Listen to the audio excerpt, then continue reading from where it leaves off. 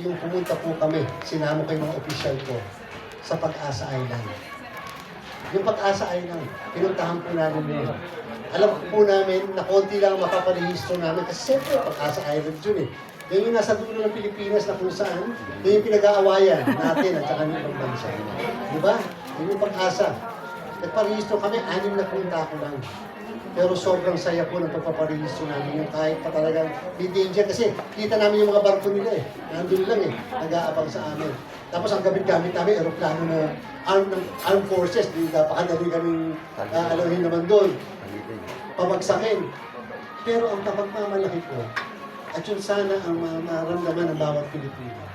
Yung you are so proud in saying, amin ito. At ang pinaparehistro ko, Pilipino. And therefore, hindi ito pwedeng i-claim ng kahit na kanino. Ano ibig sabihin? Ang pagboto po pala, dapat maisipan ng bawat Pilipino. Ito ay inclusive. Wala tayong iiwan. Lahat dapat pinapaboto. Yan ang dapat role ni Comelec. Siguraduhin na wala tayong maiiwan ng mga kababayan natin dahil lang sa sobrang layo ng lugar nila. Pinuntahan po namin 3 oras kami naglalakad, 4 yung mga katutubo.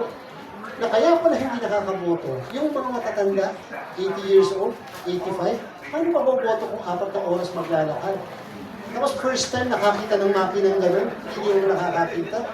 So ano ibig sabihin? Hindi dapat na sila ang pupunta sa serbisyo. Ang serbisyo ang dapat dinadala sa kanila. Pinabutan po kayo.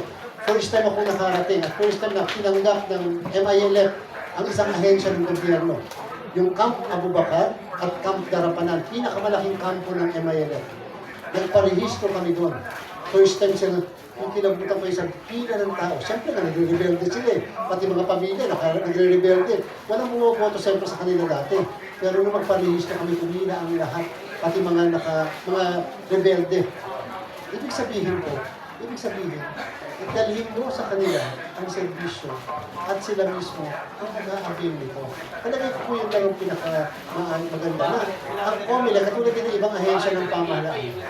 Ako naman po, wala akong ambisyon, wala akong whatever. Hindi dapat, ang isang Comelec chairman, hindi dapat may politika at may ambisyon sa politika. Sapagkat mali po yun. Hindi pwedeng gagamitin ng pwesto mo para lamang ipunota sa sarili mo magkaroon ng politika.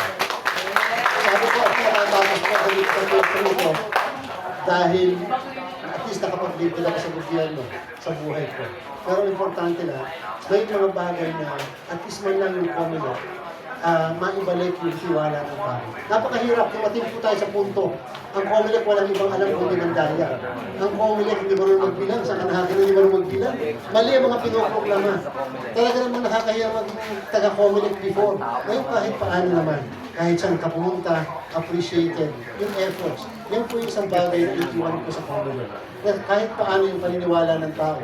Kahit pa may nagsasabing, dinaya kami, hindi tunay yung pagkakapal. At least kahit paano, kung naniniwala pa rin ang karamihan, ay sa akin po, solusyon na yun. At saka, accomplish na po yung aking pagiging Comelec chairman. Siguro po, konting tiwala lang. Madami naman po mabubuting tao sa pamahalaan. Hindi naman po lahat ay gusto mandaya. At hindi naman lahat gusto, may mga ibabato sa iyong putik, akusasyon, aligasyon, etc. Kasama po yun. Ngayon ko nalaman, nung nagpa-practice ako, wala akong mga ganun. Napakasarap ng buhay ko noon. Nung nasa gobyerno na lahat na ibinato sa'yo, kaya po, titiisin mo na lang. Kasi sa bandang ulit, tatanggap-tanggapin mo yan, ipanindigan mo na lang. At least kahit paano, maalala ka na lang ng sambayan na naging maayos naman ang halala natin ng ganito eh.